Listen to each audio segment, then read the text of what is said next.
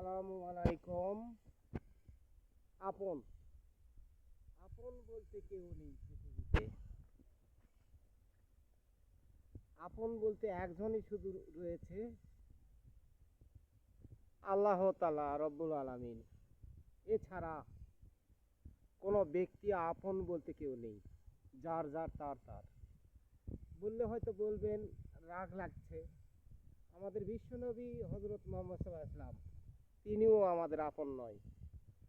আপন শুধু একজনই, শুধু রব্বুল আলামিন, আল্লাহ তাআলা।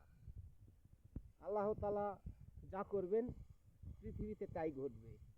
কোনো নবী, কোনো গাউস, কোনো কুতুব ফেরাতে পারবে না।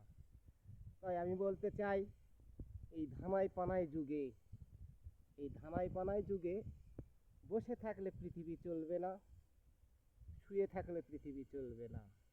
পৃথিবীকে নিজে কামাই করে নিতে হবে। বাস্তব ঘটনা দেখেন, মুসলমান মেরে ছাপ করে দিয়েছে।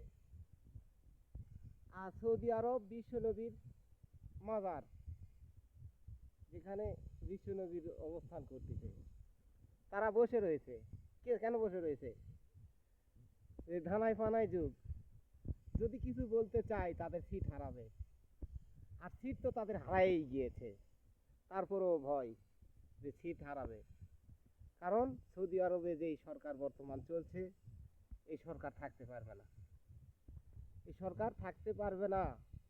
আর যদিও বা পদক্ষেপ না নেয়, সৌদি আরব ধ্বংস হয়ে যাবে। কারণ পৃথিবী শুধু বিশ্ব নবীরই নয়, পৃথিবীতে আরও নবী গুজরে গিয়েছে, তাদেরও পৃথিবী একাই নয়। আমরা বলতে চাচ্ছি, আমরা আমরা জানি যে ইনি বিশ্ব নবী, হ্যাঁ বিশ্ব নবী। তাই বলে যে অপরাধ করে যাবে আর আল্লাহ তাআলা মেনে নেবে, এইটা বড় কথা নয়। এইটা হলো না। আল্লাহ তাআলা মেনে নেবে না। অপরাধীর শাস্তি আল্লাহ তাআলা করে। সে যতই ক্ষমতাশালী হোক না কেন, আল্লাহ তাআলার কাছে তুচ্ছ, কিছুই না তার। একটা গাছের, আল্লাহ তাআলার বান্দার হাতে যদি একটা গাছের ডাল ভেঙে দেয়, সেই ডালটাই অস্ত্র হয়ে দাঁড়ায়। কোনো অস্ত্রই আল্লাহ তাআলার কাছে কাটাবে না। অর্থাৎ পৃথিবীটা নতুন অধ্যায়ে চলে যাচ্ছে, নতুন পৃথিবী জন্ম নিচ্ছে। কিয়ামত নেই, কিয়ামত এইটাই।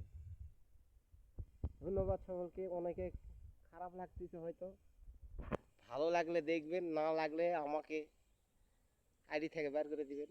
ধন্যবাদ। আসসালামু আলাইকুম।